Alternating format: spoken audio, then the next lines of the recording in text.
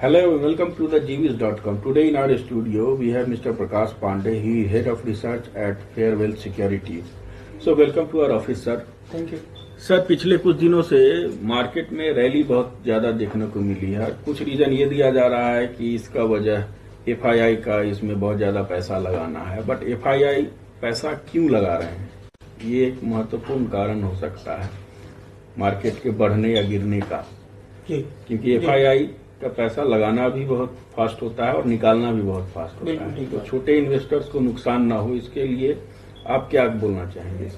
इसमें जो सबसे इम्पोर्टेंट चीज क्या है कि 19 फैब के बाद जो पॉलिटिकल लैंडस्केप इंडिया में चेंज हुआ है और जो करंट गवर्नमेंट है उसको लेके परसेप्शन चेंज हुई है और कहीं ना कहीं ये वोटर्स के हिसाब से ये सारी डेवलपमेंट्स है एनडीए के थोड़ी से फेवर में जाते हुए दिख रही हैं।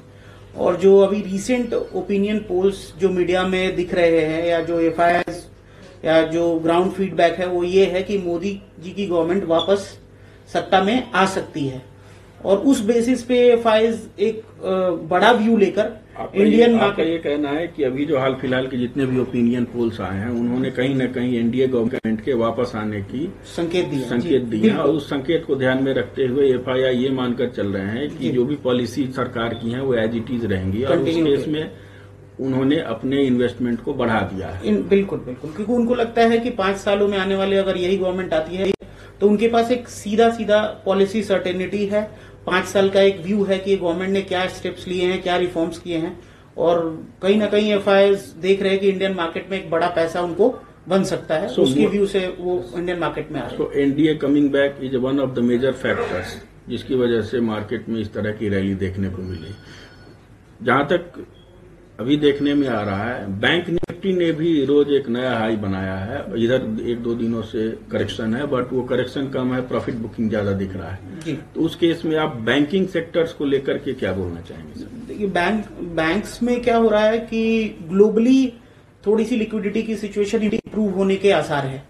जैसे कि लास्ट फेड की मीटिंग में आपने देखा कि फेड ने क्लियरली बोला है कि वो रेट नहीं बढ़ाएंगे और कुछ जानकारों का मानना है और जो फेड को बहुत क्लोजली समझते हैं और ट्रैक करते हैं उनकी गतिविधियों को, वो ये मान के चल रहे हैं कि आने वाले समय में 6-8 महीनों में फेड एक आधा रेट कट भी कर सकता है। सो स्टांस बिल्कुल चेंज हुआ है और रेट कट की भी कुछ लोग उम्मीदें कर रहे हैं बिकॉज अमेरिका की इकोनॉमी स्लो हो रही है और अगर इस तरीके की सिचुएशन आती है तो बहुत पैसा आएगा ग्लोबल मार्केट्स में। अगर ग्लोबल मार्केट्स में पैसा आता है तो इमर्जिंग मार्केट में भी पैसा आएगा और इंडिया एक इमर्जिंग मार्केट का बहुत बड़ा इंपॉर्टेंट प्लेयर है चाइना के साथ। तो इक्विटी और बॉन्ड मार्केट में इंडिया के बहुत बड़ा एफआईआई इन्वेस्टमेंट आने की उम्मीद है आने वाले कुछ महीनों में।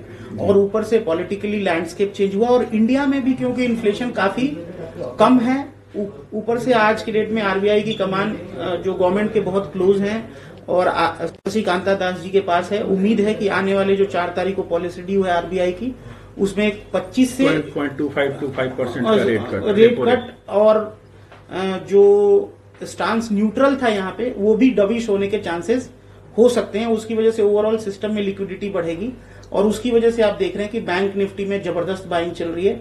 एफआईआई जबरदस्त बैंक निफ्टी में बाइंग कर रहे हैं, ऑलमोस्ट 17,000 करोड़ के आसपास की बाइंग उन्होंने अभी बैंक निफ्टी के बैंकिंग स्टॉक्स में करिए। खासतौर पे out of 32,000 crore being invested by FII into the Indian equity, 50% have gone to the bank Nifty. Out of those 50%, 75% have gone to 4 major stocks: HDFC, ICICI, axis, Kotak Mahindra and Kotak bank. तो ये 4 bank हैं।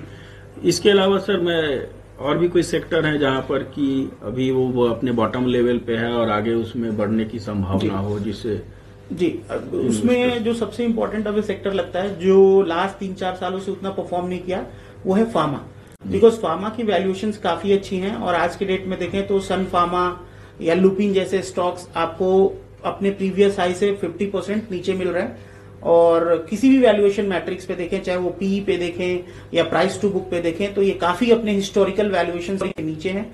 और इन stocks में अगर आप निवेश करते हैं, अपना निवेश बनाते हैं, तो आप 25 से 30% का 1 ईयर के टारगेट टाइम फ्रेम से 25 से 30% का रिटर्न एक्सपेक्ट कर सकते हैं। मार्केट में एक सेक्टर एफएमसीजी है जिसमें कहा जाता है कि किसी इन्वेस्टर को नुकसान नहीं होता अगर वो बिल्कुल लॉन्ग ठीक टर्म बात। इन्वेस्टमेंट करता बिल्कुल है। ठीक बात।